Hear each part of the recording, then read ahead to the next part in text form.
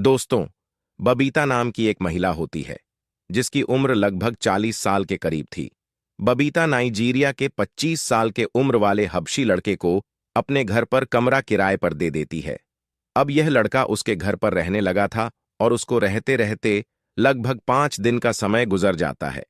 एक दिन बबीता सोचती है कि क्यों ना इस लड़के से 1 महीने का एडवांस किराया लिया जाए। फिर यह उठती है और उसके कमरे की तरफ जाने लगती है। यह जब उसके कमरे के पास पहुंचती है तो देखती है कि उसके कमरे का दरवाजा अंदर से बंद है। फिर यह सोचती है कि क्यों ना इसको खिड़की से बोल दिया जाए। फिर यह जब खिड़की में से झांक कर देखती है तो यह नाइजीरिया का लड़का बिल्कुल नग्न होकर अपने फोन में अश्लील वीडियो देख रहा था और हस्तमैथुन भी कर रहा था। बबीता जब उसके काले और बड़े प्राइवेट पार्ट को देखती हैं तो वह दंग रह जाती है। उसके होश उड़ जाते हैं और उल्टे पैरों वह अपने कमरे में आकर लेट जाती है।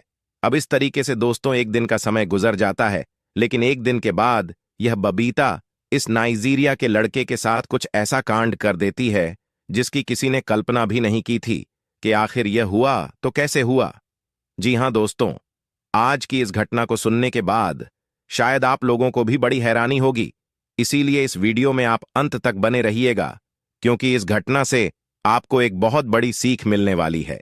बाकी दोस्तों, हमारी आप लोगों से एक छोटी सी रिक्वेस्ट है, वीडियो को लाइक करके चैनल को सब्सक्राइब कर लीजिए और जितने भी दोस्त हमारी इस वीडियो को जहां से भी देख रहे हैं वो कमेंट में अपना नाम और अपनी सिटी का नाम जरूर लिखें, ताकि अगली वीडियो में आपके नाम हम ले सकें और जिन दोस्तों ने पिछली वीडियो में कमेंट किया था उनका नाम हम आगे लेंगे।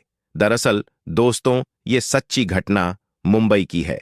मुंबई की एक कॉलोनी में बबीता नाम की एक महिला होती है जिसकी उम्र 40 साल के करीब थी। बबीता के पति का 3 साल पहले एक बीमारी के चलते देहांत हो जाता है।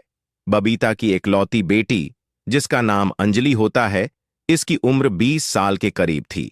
अंजलि ने अपनी पढ़ाई लिखाई खत्म कर ली थी और अपनी मां के साथ रहा करती थी।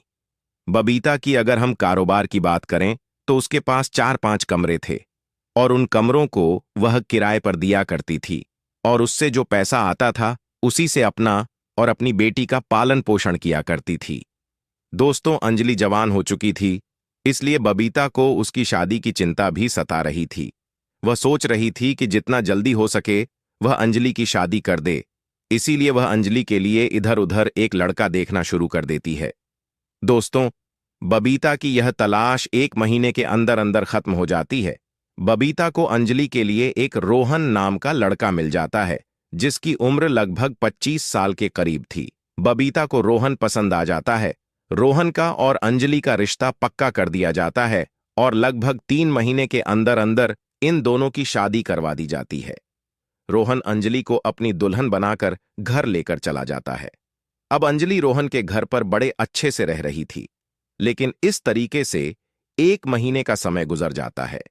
अब अंजलि और रोहन में छोटी छोटी बात को लेकर झगड़ा होने लगा था।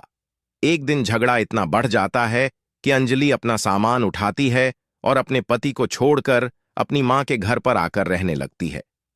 दोस्तों, बबीता ने अपनी बेटी अंजलि को समझाने की बहुत कोशिश की थी कि वह अपने पति के घर पर चली जाए, लेकिन अंजलि ने साफ साफ कह दिया था कि वह अब उसके पास नहीं जाएगी।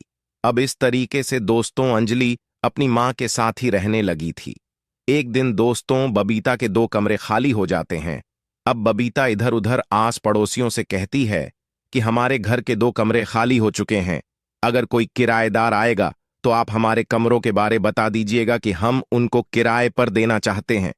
अब इस तरीके से दोस्तों 1 महीने का समय गुजर जाता है। अब अंजलि घर पर रहते रहते काफी बोर हो चुकी थी। अब वह सोचती थी कि कहीं बाहर घूमने जाया जाए। एक दिन अंजलि अपनी मां बबीता से कहती है कि मैं 10 से 15 दिन के लिए कहीं घूमने के लिए जा रही हूं और 10 से 15 दिन के अंदर मैं वापस आ जाऊंगी। उसकी मां बबीता मान जाती है और कहती है कि ठीक है बेटा, तुम 10 से 15 दिन के अंदर वापस आ जाना। अब अंजलि अपना सामान पैक करती है और शहर घूमने के लिए चली जाती है। दोस्तों, अगले दिन ही नाइजीरिया से एक टॉम नाम का लड़का बबीता के घर पर आता है और बबीता से कहता है कि मुझे बाहर किसी ने बताया है कि आपके घर पर कमरा खाली है और मुझे कमरा किराए पर चाहिए और कमरे की मुझे सख्त जरूरत है। अब बबीता उससे कहती है कि हाँ, मेरे घर पर 2 कमरे किराए पर हैं। चलो मैं आपको दिखा देती हूं। अगर आपको पसंद आएगा तो आप ले लेना। अब बबीता उसको दोनों कमरे दिखाती है तो उनमें से एक कमरा पसंद आ जाता है और बबीता से कहता है कि मुझे यही कमरा किराए पर चाहिए। अब टॉम बबीता से वह कमरा किराए पर ले लेता है और वहां पर रहने लगता है। उसको रहते रहते लगभग 5 दिन का समय गुजर जाता है।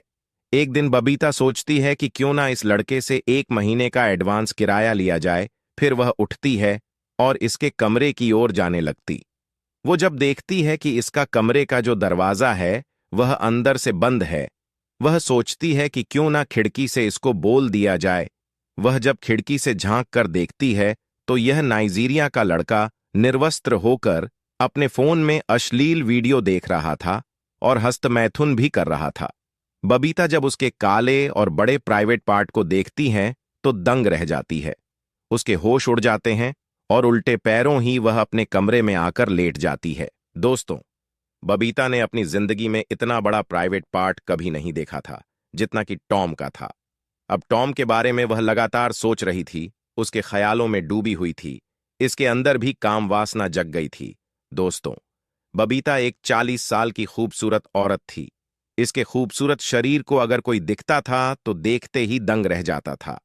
अब इसी सोच विचार में बबीता अपने आप से कोई फैसला नहीं कर पा रही थी। अब इस तरीके से एक दिन का समय गुजर जाता है।